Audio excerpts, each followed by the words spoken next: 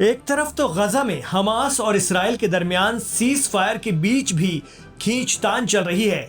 कभी इसराइल की तरफ से अड़ंगा आता है तो कभी उसके रद्द-ए-अमल में हमास अपनी नाराजगी जताता है।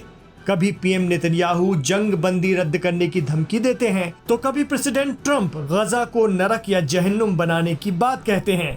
लेकिन इस बीच एक मुल्क है जो फिलिस्तीन के लिए दिलो जान से खड़ा है और सीज फायर के बीच भी अपनी तैयारियां मजबूत करता नजर आ रहा है। इसराइल की तरफ से किसी भी खतरे के मद्देनजर, जी हां, हम बात कर रहे हैं यमन की।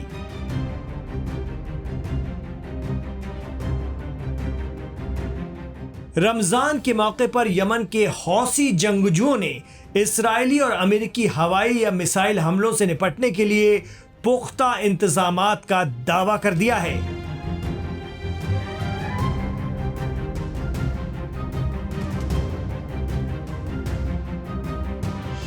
जी हां, हूती या हौसी फाइटर्स ने दावा किया है कि उन्होंने यमन में ही एक ऐसा एयर डिफेंस सिस्टम तैयार कर लिया है जो अपने आप में बेहद खास है।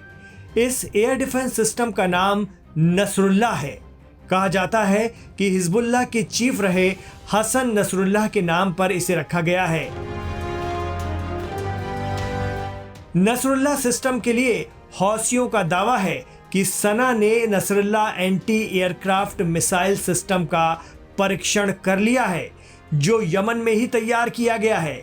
Nasrullah air defence system 75,000 feet की ऊंचाई पर उड़ रहे फाइटर जेट और ड्रोन को पहचान कर उन्हें गिराने की सलाहियत रखता है।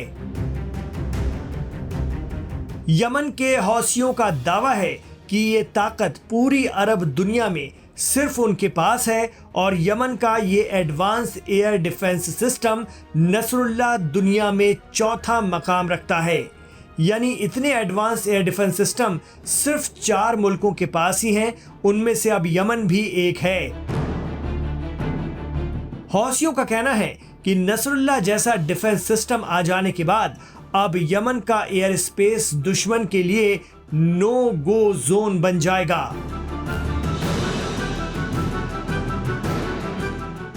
आपको बता दें कि गजा और मस्जिद अक्सा के लिए पूरी ताकत से इसराइल से भिड़ने का दावा करने वाले यमन के हौसियों को इसराइल के दोस्त ममालिक जैसे अमेरिका, ब्रिटेन वगैरह से खतरा बना रहता है।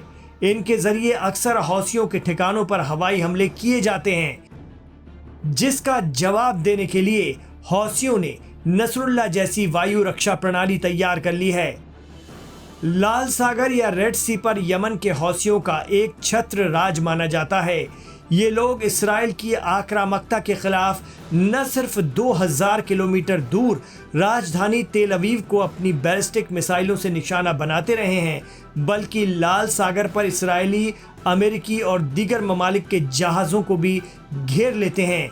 ऐसे में नसरुल्लाह जैसा सिस्टम यमन के हौसी या अंसारुल्लाह के लिए एक मजबूत डिफेंस सिस्टम साबित हो सकता है, जैसा कि दावा किया जा रहा है। आपको बता दें कि हिजबुल्लाह के बानी और चीफ रहे सैयद हसन नसरुल्लाह को अभी हाल ही में लेबनान की राजधानी बैरूत में सुपुर्द खाक किया गया है। पिछले साल सितंबर में एक इस्राएली हमले में नसरुल्लाह जाँ बहक हो गए थे। अंसारुल्लाह ने उनके ही नाम पर अपने एडवांस एयर डिफेंस सिस्टम का नाम रखकर उन्हें खिराज तहसीन पेश की है। इतना ही नहीं, अंसारुल्लाह वक्त वक्त पर अपनी फौजी ताकत का मुजाहरा करते हुए लगातार इसराइल पर आक्रामक नजर आते रहे हैं। साथ ही जब तक इसराइल ने गजा पर अपने हमले जारी रखे, तब तक हौसियों ने भी यमन से उन्हें लगातार चैलेंज दिया है। और तो और हौसी जंगजू अपने पड़ोसी सऊदी अरब से भी सख्ती से निपटते हैं।